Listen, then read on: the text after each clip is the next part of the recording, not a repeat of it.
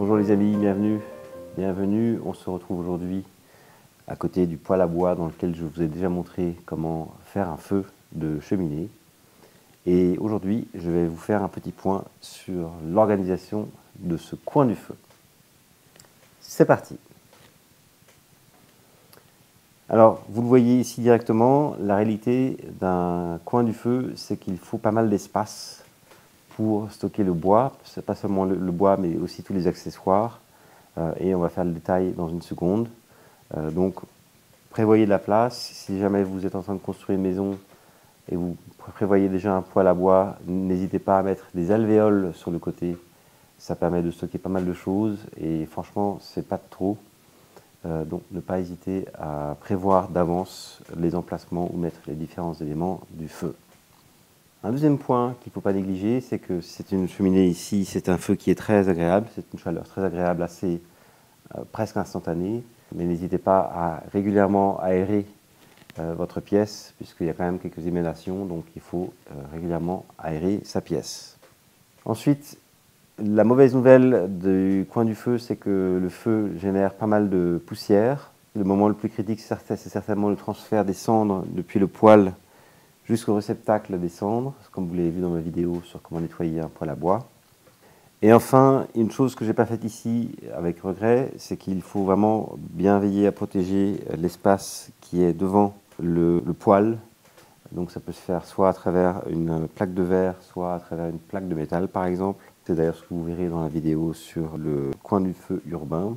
Ça, franchement, je ne sais pas encore trop comment récupérer ça. Si vous avez des idées, n'hésitez pas à partager. Mais si par exemple vous avez du parquet, j'ai tout de même une vidéo qui vous montre comment réparer les traces de brûlure de parquet.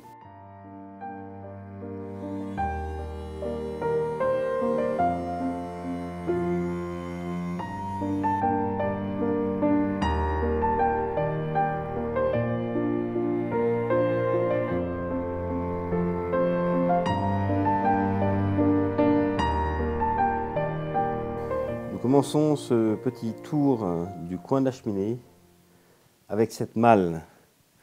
Donc ça, c'est une malle que j'ai récupérée de mes parents. Mais en fait, c'est très pratique parce que c'est ici qu'on va mettre tous les accessoires de la cheminée. Donc, on commence du côté droit. Ici, j'ai les journaux. Donc, le papier journal, c'est vraiment essentiel pour démarrer le feu à chaque fois. Ici, j'ai encore des allumes-feu traditionnels. Ça, c'est un peu pour ceux qui ne connaissent pas le démarrage alternatif. Ensuite, j'ai ici le soufflet. Maintenant, je m'en sers un peu plus souvent parce que j'ai décidé de procéder au démarrage de feu avec vraiment des moyens très simples, tout à fait organiques. Ensuite, avant de procéder au nettoyage écologique des fenêtres, j'ai encore quelques produits de nettoyage pour la fenêtre du poêle. Et ici, j'ai une pelle et un petit balai pour ramasser ce qui est devant le poêle à bois. Et ici, c'est vrai qu'on lit un peu moins, de moins en moins le journal, mais on reçoit des choses par correspondance. Donc ici aussi, des papiers pour le démarrage.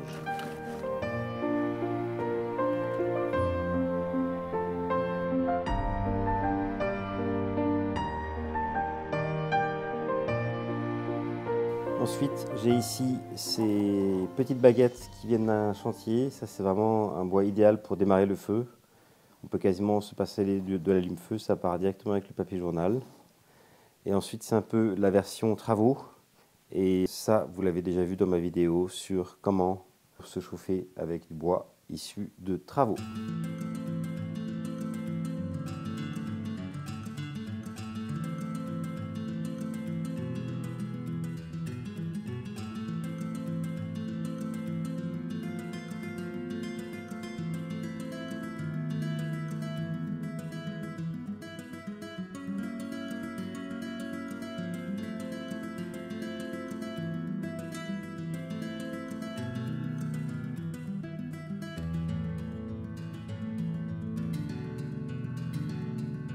Attention, pour le bois ici de travaux, on ne peut pas prendre n'importe lesquels. C'est pour ça que c'est très important que vous regardiez la première vidéo de la série.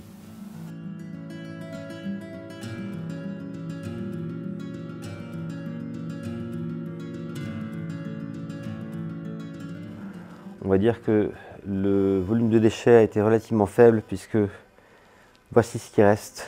Je l'ai au passage d'ailleurs déjà découpé à la scie sauteuse pour pouvoir le mettre au feu.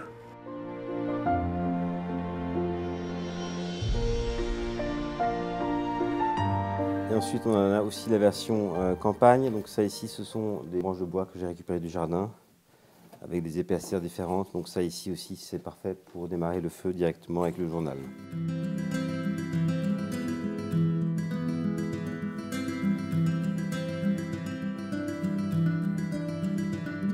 On admirera d'ailleurs ces magnifiques cartons.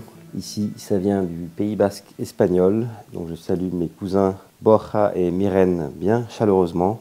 Et vous voyez ici à côté un carton Lindemans, c'est un fabricant de bière belge. Et vous voyez que les emballages se font dans la pure décoration art déco. Et j'ajoute que cette table a été achetée un jour à l'occasion d'une brocante. On se servira principalement du tisonnier, c'est notre outil principal et unique. Il est relativement discret, donc il ne faut pas l'égarer. Et on termine avec les bûches. Donc ici à la campagne, j'ai une catégorie spéciale. C'est cette pile. Ici, ce sont les bûches qui viennent de l'extérieur parce que je n'ai pas d'abri de jardin pour l'instant pour les bûches. Donc j'ai besoin de les faire sécher quelque temps à l'avance. Et une fois que c'est passé au séchage, eh bien, on va pouvoir les mettre ici dans ce panier. Ici, ce sont donc des bûches qui sont prêtes à l'usage.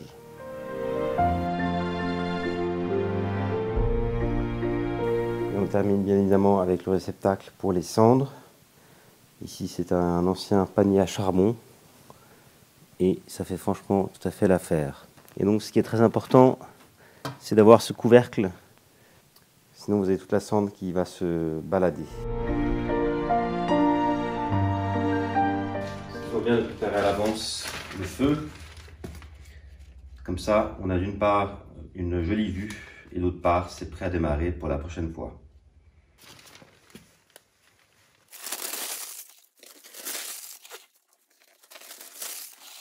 Et donc ici, je vais démarrer le feu avec des glycines.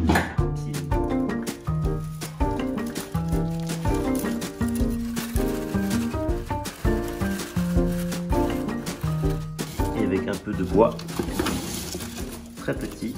Avec ça, ça va démarrer en 2 secondes.